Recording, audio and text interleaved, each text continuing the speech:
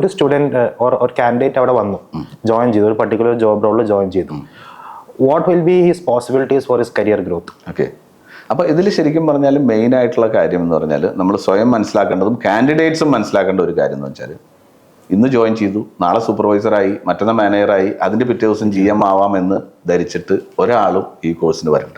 അതെ, ഡെഫിനറ്റ്ലി. പക്ഷേ നമ്മളൊരു ലോങ് ടേമിലേക്കുള്ള ഒരു ഇൻവെസ്റ്റ്മെൻ്റ് ആയിട്ടാണ് ഇതിനെ കാണേണ്ടത്. നമ്മുടെ ലൈഫിനെ ചേഞ്ച് ചെയ്യാൻ പോണ, ശരിക്കും പറഞ്ഞാൽ ഒരു 12th കഴിഞ്ഞ ആൾ എന്ന് പറഞ്ഞാൽ 12 + 5 17 ഇയേഴ്സ് കഴിഞ്ഞു, അല്ലെങ്കിൽ 18 ഇയേഴ്സ് ആയി. അത് കഴിഞ്ഞ് അർബെക്സിൻ്റെ ഈ കോഴ്സിൽ, ഈ പ്രോഗ്രാമിൽ, ഈ കാഡറ്റ് പ്രോഗ്രാമിൽ അവർ 6 months 1 year എത്രയാന്ന് വെച്ച് കഴിഞ്ഞാൽ, അത് കഴിഞ്ഞാൽ ഈ 18 വർഷം പഠിച്ചതും അത് കഴിഞ്ഞ് അവർക്ക് ജീവിതത്തിൽ ഉണ്ടാകാൻ പോകുന്ന ഒരു 40, 50, 60 വർഷത്തേക്കുള്ള ഒരു ഇൻവെസ്റ്റ്മെൻ്റ് ആണ് ഈ ഒരു 6 മാസം കൊണ്ട് ചെയ്യണത്. അതിനു വേണ്ടി അവരെ മോൾഡ് ചെയ്യാണ്. നമുക്കുള്ള ഒരു ഇഷ്യൂ എന്ന് പറഞ്ഞാൽ, നമ്മളുടെ എഡ്യൂക്കേഷണൽ സിസ്റ്റത്തിൽ തന്നെ നമ്മൾ ഒരു ഫോക്കസ്ഡ് ആയിട്ടല്ല ഒരാളെ പഠിപ്പിച്ചു കൊടുക്കുന്നത്. നമ്മൾ കുറേ സബ്ജക്റ്റുകൾ, കുറേ കാര്യങ്ങൾ തലയ്ക്കകത്ത് കുത്തി നിറച്ച് ഒരാളെ പുറത്തേക്ക് വിടുകയാണ്. അപ്പോൾ അയാൾ ഒരിക്കലും ഫോക്കസ്ഡ് അല്ല. ഇവിടെ വരുമ്പോഴുള്ള ഇതെന്ന് പറഞ്ഞാൽ, അവനെ ഒരു സബ്ജക്റ്റിൽ അതിൽ സ്പെഷ്യലിസ്റ്റ് ആക്കാനാണ് നമ്മൾ ശ്രമിക്കുന്നത്. അത് അവൻ്റെ ലൈഫ് ചേഞ്ചിങ് ആയിരിക്കും. അപ്പോൾ അതിൽ എത്ര ഗ്രോത്ത് ഉണ്ടാക്കാൻ പറ്റും? ഇപ്പോൾ ശരിക്കും പറഞ്ഞാൽ ഇപ്പോഴത്തെ ഏറ്റവും വലിയ ഇഷ്യൂ എന്ന് പറയുന്നത്, പഠിക്കാൻ ഇൻസ്റ്റിറ്റ്യൂഷൻസ് ഇല്ലാത്തതോ അല്ലെങ്കിൽ പഠിക്കാൻ സ്റ്റുഡൻസ് ഇല്ലാത്തതോ ട്രെയിൻഡ് ആയിട്ടുള്ള ആളുകളെ പുറത്തേക്ക് വിടുന്ന ഇൻസ്റ്റിറ്റ്യൂട്ടുകൾ ഇല്ലാത്തതോ അല്ല. അവർക്കൊരു എൻട്രി കിട്ടുക എന്ന് പറയുന്നത് വളരെ ഇമ്പോർട്ടൻ്റ് ആണ്. ഡെഫിനറ്റ്ലി. മനസ്സിലായോ? ഇപ്പോൾ ഇവിടെ കേരളത്തിലായാലും പുറത്തായിരുന്നാലും, ഈവൻ മിഡിൽ ഈസ്റ്റിൽ പോലും നിങ്ങളൊരു ജോബിന് ഇൻ്റർവ്യൂവിന് ചെന്ന് കഴിഞ്ഞാൽ ആരെങ്കിലും പുഷ് ചെയ്യാനില്ലാതെ അതിലേക്ക് എൻട്രി കിട്ടില്ല. ഇവിടെയുള്ള പ്ലസ് എന്ന് പറഞ്ഞാൽ, അവനൊരു കോഴ്സ് ജോയിൻ ചെയ്യുന്നു, അന്ന് തന്നെ അവൻ്റെ ബിഗിനിങ് അല്ലെങ്കിൽ അവൻ്റെ ലൈഫ് ചേഞ്ചിങ് ആയിട്ടുള്ള സ്റ്റാർട്ട് കിട്ടുകയാണ്. ആ കോഴ്സ് കംപ്ലീറ്റ് ചെയ്ത് കഴിഞ്ഞാൽ ഒരു 5 star റിസോർട്ടിൽ ജോയിൻ ചെയ്യുകയാണ്. അപ്പോൾ ഫ്യൂച്ചറിൽ അവൻ വേറെ രാജ്യങ്ങളിലേക്കോ വേറെ കാര്യങ്ങളിലേക്കോ ഒക്കെ പോകുമ്പോൾ അത് ഓൾറെഡി അവനൊരു ബേസ് ഉണ്ട്, എക്സ്പീരിയൻസ് ഉണ്ട്, ഇനി എവിടെ വേണമെങ്കിലും അവന് പോവാം. പിന്നെ ഞങ്ങളിപ്പോൾ നേരത്തെ ഡിസ്കസ് ചെയ്തിരുന്ന ഒരു സബ്ജക്റ്റ് കൂടിയുണ്ട്. നേരത്തെ പറഞ്ഞ ഈ സൗദി അറേബ്യയിലെ 2034 ആ ഓപ്പർച്യൂണിറ്റി, അതുപോലെ തന്നെ വേൾഡിൽ വരുന്ന പല ടൈപ്പ് ഓഫ് ഓപ്പർച്യൂണിറ്റീസ് ഉണ്ട്. ഇപ്പോൾ US അടുത്ത വേൾഡ് കപ്പ് നടക്കുന്നത്. അതുപോലെയുള്ള പല ഓപ്പർച്യൂണിറ്റീസും സ്ക്യൂസ് ചെയ്യാൻ വേണ്ടിയിട്ട് ഇവിടെ ഈ കോഴ്സിന് ജോയിൻ ചെയ്ത് പഠിക്കുന്ന സ്റ്റുഡൻസിന് മിനിമം 2-3 അതർ ലാംഗ്വേജസ് കൂടി, ലാംഗ്വേജസ് എന്ന് പറഞ്ഞു കഴിഞ്ഞാൽ അവൻ അതിനെ എക്സ്പെർട്ട് ആക്കുക എന്നല്ല, പക്ഷേ ഫസ്റ്റ് തിങ് ഒരാളെ കാണുമ്പോൾ എങ്ങനെ വിഷ് ചെയ്യണം, എങ്ങനെ ഒരു സുഖമാണോ എന്ന് ചോദിക്കണം, അതുപോലെ തന്നെ അടുത്ത സ്റ്റെപ്പ് ഒരു 100 വാക്കുകൾ അവർക്ക് ആവശ്യമായിട്ട്. അപ്പോൾ അത് നമ്മൾ പ്ലാൻ ചെയ്തിരിക്കുന്നത് അറബിക്, ജർമ്മൻ, ഫ്രഞ്ച്, ഇംഗ്ലീഷും ഹിന്ദിയും ഓൾറെഡി അതിലുണ്ടാവും. മനസ്സിലായി? അപ്പോൾ അതുകൂടി ആകുമ്പോൾ ഏത് സ്ഥലത്തും ഇടിച്ചു നിൽക്കാൻ ഇവിടെ പഠിച്ച ഒരു സ്റ്റുഡൻറ്റിന് കഴിയും. ഡെഫിനറ്റ്ലി. സാർ, ഞാൻ ഈ വൈബ് റിസോർട്ടും സാറ് പറഞ്ഞിരുന്നില്ല, വൈബ് റിസോർട്ടും ഫോഗ് റിസോർട്ടും. അതെ. എന്താണ് ഈ ഒരു വൈബ് റിസോർട്ടിന്റെ സ്പെഷ്യാലിറ്റി? ഈ ഒരു ഗ്രൂപ്പ് അവർ ഈ റിസോർട്ടിന്റെ കുറച്ച് സ്പെഷ്യാലിറ്റീസിനെ കുറിച്ച് സാറിന് പറയാൻ പറ്റും? ഓക്കെ, രണ്ടിനെ കുറിച്ചും ഞാൻ പറയാം.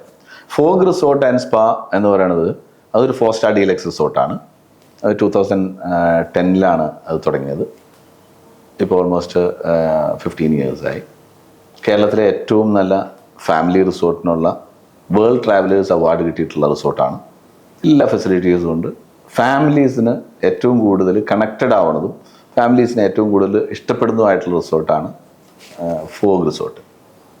ഞങ്ങൾ ശരിക്കും 2016 അതിനേക്കാൾ അപ്ഗ്രേഡഡ് ആയ ഒരു വേൾഡ് ക്ലാസ് സ്റ്റാൻഡേർഡ് ഉള്ള ഒരു റിസോർട്ട് മൂന്നാറിൽ ഉണ്ടാവണം എന്നുള്ള ഒരു കൺസെപ്റ്റിലാണ് വൈബ് മൂന്നാറിനെ കുറിച്ച് ആലോചിക്കുന്നത്. അങ്ങനെയാണ് ഈ vibe resort and spa Munnar എന്ന് പറഞ്ഞ 5 star deluxe resort with on helipad, 203 key ഉള്ള ഒരു പ്രോപ്പർട്ടി, ഏറ്റവും വലിയ റൂഫ് ടോപ്പ് പൂളുള്ള പ്രോപ്പർട്ടി, ഏറ്റവും വലിയ സ്പാ, കേരളത്തിലെ ഏറ്റവും വലിയ സ്പാ 6000 square feet സ്പാ. അതിലാണെങ്കിൽ എന്താ പറയുക, ഇൻ്റർനാഷണൽ സ്പെഷ്യാലിറ്റീസ് ആയിട്ടുള്ള ടർക്കിഷ് ഹമാം, അതുപോലെ തന്നെ മൊറോക്കൻ ബാത്ത്, പിന്നെ ആയുർവേദ ട്രീറ്റ്മെൻറ്റ്സ് എല്ലാം ഉള്ള ഒരു സ്പെഷ്യാലിറ്റി സ്പാ.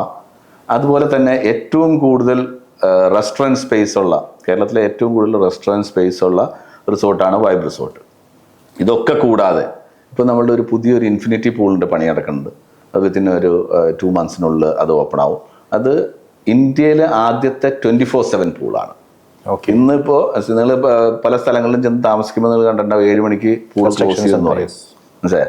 ഇപ്പൊ പുതിയൊരു കൺസെപ്റ്റ് വന്നിരിക്കുകയാണ്. ഇപ്പൊ ദുബായിൽ ഒരു റിസോർട്ട് ഓൾറെഡി വന്നിട്ടുണ്ട് 24/7.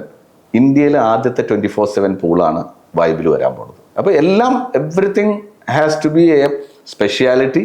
അതുപോലെ തന്നെ അത് പ്രീമിയം ആയിരിക്കണമെന്നും നമുക്ക് നിർബന്ധമാണ്. ഓക്കെ, നമുക്ക് ഇതിൻ്റെ അടുത്തൊരു മേഖലയിലേക്ക് പോകുകയാണെന്നുണ്ടെങ്കിൽ ഇപ്പോൾ ഞങ്ങൾ ഏവിയേഷൻ ഇൻഡസ്ട്രിയിൽ, ഞാൻ ഏവിയേഷൻ ഇൻഡസ്ട്രിയിൽ നിന്ന് വന്ന ഒരാളാണ്.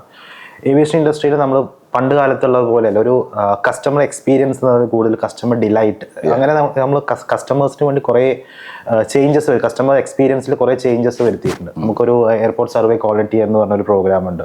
അപ്പോൾ അതിൻ്റെ സർവേസ് എല്ലാ വർഷവും ഇട്ട് നടക്കുന്നുണ്ട്. അപ്പോൾ കുറേ customer experience or customer satisfaction improve ചെയ്യാൻ വേണ്ടിയുള്ള പല പല ഇനീഷ്യേറ്റീവ്സ് എടുക്കുന്നുണ്ട്. അതുപോലെ തന്നെ ഹോസ്പിറ്റാലിറ്റി ഇൻഡസ്ട്രിയിൽ എന്താണ് ലാസ്റ്റ് 5 years ഉണ്ടായ ഒരു കസ്റ്റമർ എക്സ്പീരിയൻസിൽ, കസ്റ്റമർ റിക്വയർമെന്റ്സിൽ ഉണ്ടായ ചേഞ്ച്? ഓക്കെ, അത് വളരെ ഇമ്പോർട്ടൻ്റ് ആയിട്ടുള്ളൊരു ചോദ്യമാണ്. ആ രണ്ട് കാര്യത്തിലും എനിക്ക് കണക്ട് ചെയ്യാൻ പറ്റും. എന്തുകൊണ്ടാണെന്ന് വെച്ചാൽ എൻ്റെ മെയിൻ ആയിട്ടുള്ള എക്സ്പീരിയൻസ് ട്രാവൽ എക്സ്പീരിയൻസ് ആണ്. കൂടാതെ ഹോസ്പിറ്റാലിറ്റി ഇൻഡസ്ട്രിയിലും എനിക്ക് എക്സ്പീരിയൻസ്. ട്രാവലിനെ എടുത്ത് പറഞ്ഞാൽ ഓരോ എയർലൈനുകളും പുതിയ പുതിയ കാര്യങ്ങൾ ഇൻട്രൊഡ്യൂസ് ചെയ്യും.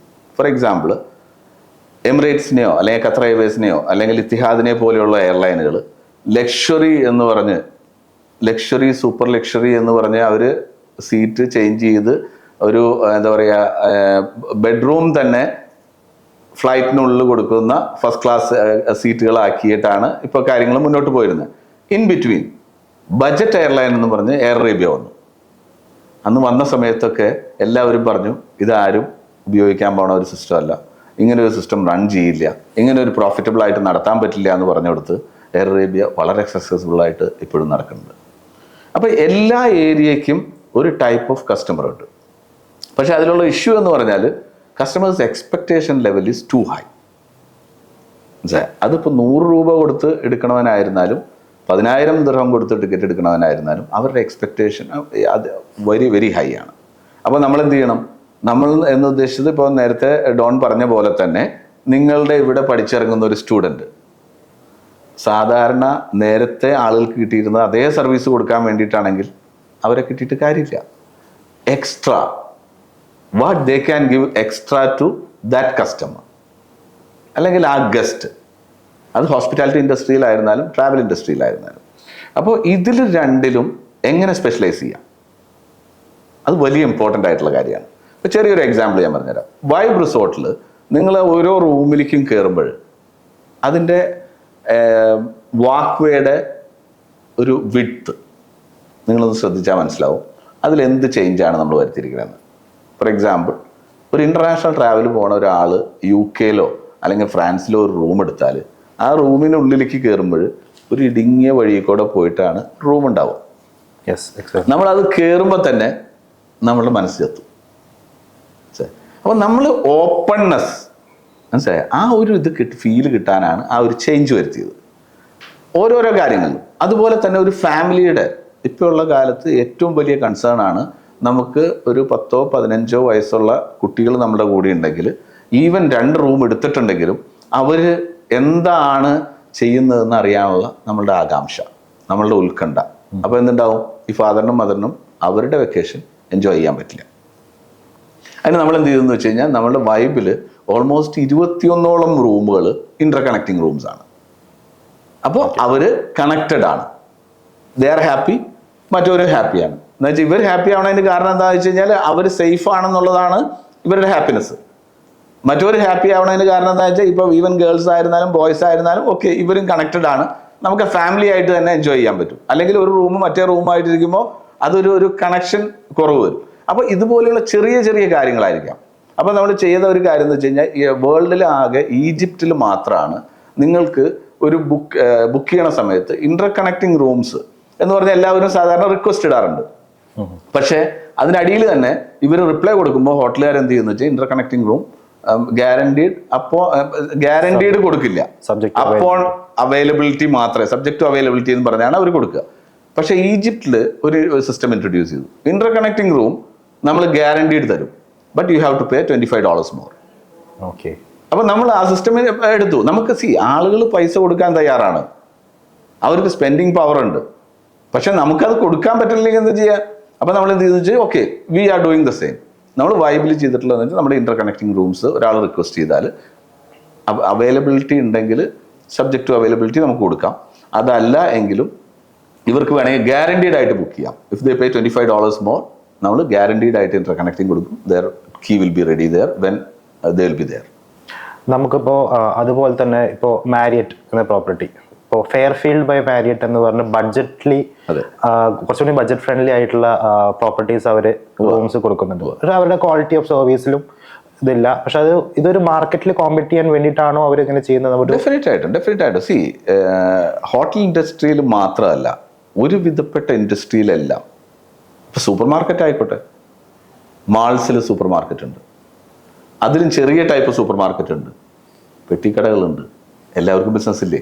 എല്ലാവരും നന്നായിട്ട് നടക്കുന്നുണ്ട് എന്ന് പറഞ്ഞ പോലെ തന്നെ ഇത് ഓരോ കാറ്റഗറി ചെയ്തിട്ടുണ്ട്. ഇപ്പൊ മാരിയറ്റ് എന്ന് പറയുന്നത് അവരുടെ ഏറ്റവും കൂടിയതെന്ന് വെച്ച് കഴിഞ്ഞാൽ മാരിയറ്റ് മർക്കീസ് എന്ന് പറഞ്ഞിട്ടൊരു ബ്രാൻഡ് ഉണ്ട്. അത് കഴിഞ്ഞ് JW മാരിയറ്റ് എന്ന് പറഞ്ഞൊരു ബ്രാൻഡ് ഉണ്ട്. അത് കഴിഞ്ഞ് വെറും മാരിയറ്റ് എന്ന് പറഞ്ഞൊരു ബ്രാൻഡ് ഉണ്ട്. പിന്നെ കോർട്ട്യാർഡ് മാരിയറ്റ് എന്ന് പറഞ്ഞ് വേറെ ഒരെണ്ണമുണ്ട്. അത് അങ്ങനെ അവർക്കെല്ലാം ഇപ്പോൾ ഓൾമോസ്റ്റ് ഒരു മിനിമം 5 ടൈപ്പ് 5ഓളം ബ്രാൻഡുകൾ 6ഓളം ബ്രാൻഡുകൾ മാരിയറ്റിനായിരുന്നാലും താജിനായിരുന്നാലും ഒക്കെ ഉണ്ട്. എന്താണെന്ന് വെച്ചാൽ എല്ലാ കാറ്റഗറി ഓഫ് പീപ്പിളിനെ അവർക്ക് അക്കോമഡേറ്റ് ചെയ്യണം, അതിൽ നിന്നെല്ലാം ബെനിഫിറ്റ് ഉണ്ടാക്കണം. പിന്നെ എല്ലാവരും നോക്കുന്നത് അവരെ അപ്സെൽ ചെയ്യാനും അപ്ഗ്രേഡ് ചെയ്യാനും തന്നെയാണല്ലോ. ഒരു കാറ്റഗറി ഓഫ് പീപ്പിളിനെ മാത്രം സെർവ് ചെയ്തുകൊണ്ട് നമുക്ക് മുന്നോട്ട് പോകാൻ പറ്റില്ലല്ലോ. സാർ, ഈ ഒരു ഇൻഡസ്ട്രിയിലേക്ക് വരാൻ ആഗ്രഹിക്കുന്ന സ്റ്റുഡൻറ്റിന് വേണ്ടി സാറിന് പറയാൻ എന്താണ് ഒരു അഡ്വൈസ് ഫ്രം യുവർ എക്സ്പീരിയൻസ്? ഞാൻ ബിഗിനിങ് തൊട്ട് പറയണതും എന്നും പറയണതും ഇനിയും പറയാൻ പോണതും, നിങ്ങൾ നിങ്ങളുടെ ആറ്റിറ്റ്യൂഡ് അത് ചേഞ്ച് ചെയ്യണം. നമുക്ക് കേരളൈറ്റ്സിന് ഇല്ലാത്തതും ശ്രീലങ്കയ്ക്കോ അല്ലെങ്കിൽ മലേഷ്യക്കോ ഇന്തോനേഷ്യക്കോ തായ്ലൻഡിലോ ഉള്ള ആളുകൾക്കുള്ളതുമായിട്ടുള്ള ഒരു പ്രശ്നം എന്ന് പറയുന്നത്, ഒരാളെ റെസ്പെക്റ്റ് ചെയ്യാനുള്ള ഒരു ബുദ്ധിമുട്ട് നമുക്കുണ്ട്. അത് മാറ്റണം. റെസ്പെക്റ്റ് ചെയ്യാൻ പഠിക്കണം. പണ്ട് കാലം തൊട്ടേ നമ്മൾ പലപ്പോഴും വളരെ നല്ലൊരു ഫ്രേസ് പറയാറുണ്ട്, give respect and take respect എന്ന്. അത് വായൽ കൊണ്ട് പറഞ്ഞാൽ മാത്രം പോരാ.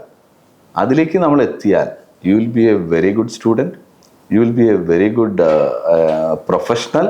നിങ്ങൾക്ക് ഏത് ലെവൽ വരെയും ഹോസ്പിറ്റാലിറ്റി ഇൻഡസ്ട്രിയിൽ എത്താൻ പറ്റും. ഓക്കെ, എന്തായാലും സാറിൻ്റെ ഒരു വളരെ ഇൻഫോർമേറ്റീവ് ആയൊരു സെഷൻ ആയിരുന്നു. Thank you. ഈ ഒരു ടൈം സാർ സ്പെൻഡ് ചെയ്യാൻ വേണ്ടി ഒരു വില്ലിങ്നെസ് കാണിച്ചതിന് ഞങ്ങൾക്ക് ആർബെക്സിൻ്റെ സൈഡിൽ നിന്ന് വളരെ thanks sir. Thank you don't. Thank you very much.